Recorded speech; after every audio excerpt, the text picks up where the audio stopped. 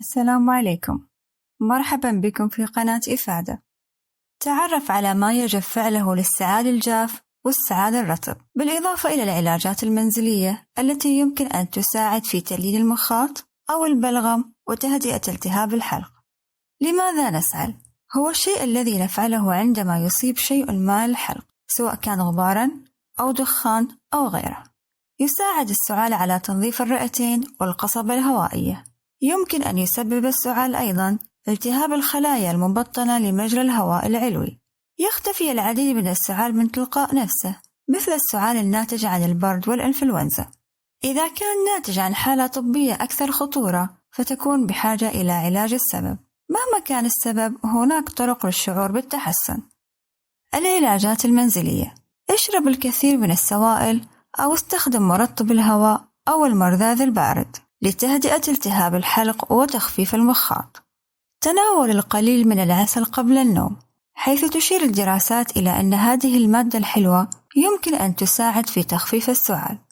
لا تعطي العسل للأطفال أقل من عمر سنة. قد ترغب في تجربة العلاجات التي لا تستلزم وصفة طبية، والتي تحتوي أيضاً على مكونات مهدئة مثل الصبار أو المنسول.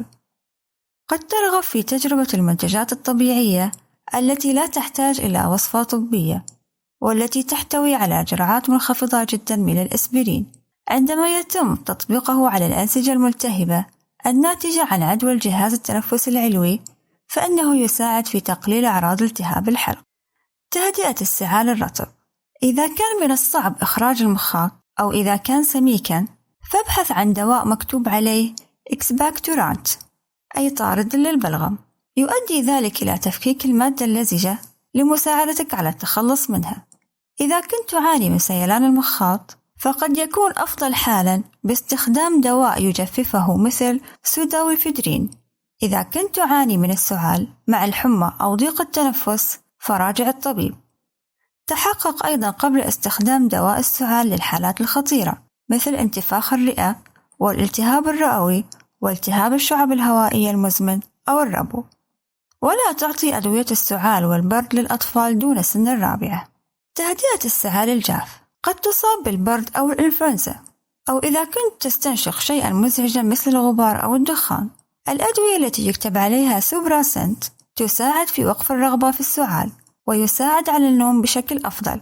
يمكن لأدوية قطرات الأنف أن توقف السعال. كذلك الحلوى الصلبة المصاص توقف الإحساس بالدغدغة في الحلق. لا تعطي القطرات للأطفال الذين تقل أعمارهم عن 4 أعوام.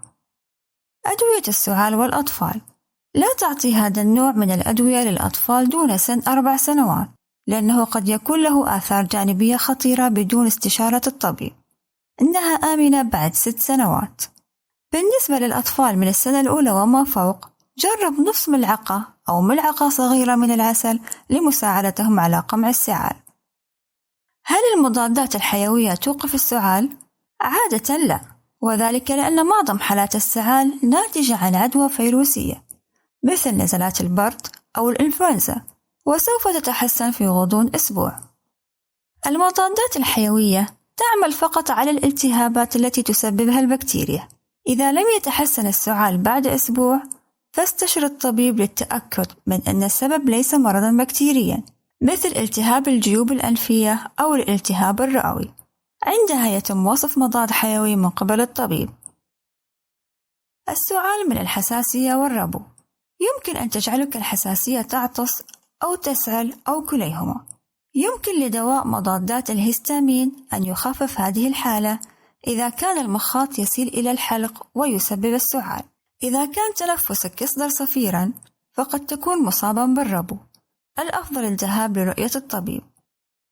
التدخين: إذا كنت مدخناً، فمن المحتمل أنك تسعل، خاصة في الصباح، لكنها قد تكون علامة على شيء أكثر خطورة. يؤدي الدخان أحياناً إلى تهيج المسالك الهوائية ويسبب التهاباً يتحول إلى التهاب الشعب الهوائية. يمكن أن يكون أيضاً علامة تحذير من الإصابة بالسرطان.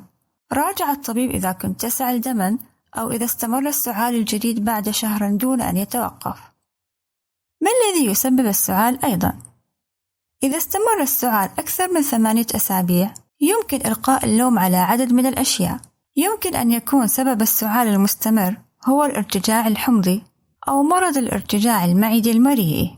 يمكن أن يكون السعال من الآثار الجانبية لنوع من أدوية ضغط الدم. يمكن أن تكون من أعراض السعال الديكي وحتى فشل القلب.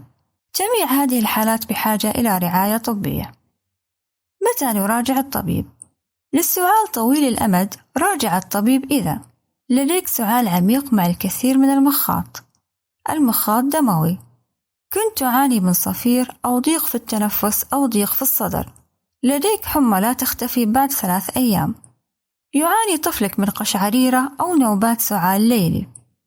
ما زلت تسعل بعد 7 أيام دون أن تتحسن. شاركوا هذه المعلومات أصدقائكم واشتركوا في قناة إفادة حتى تصلكم معلومات مفيدة.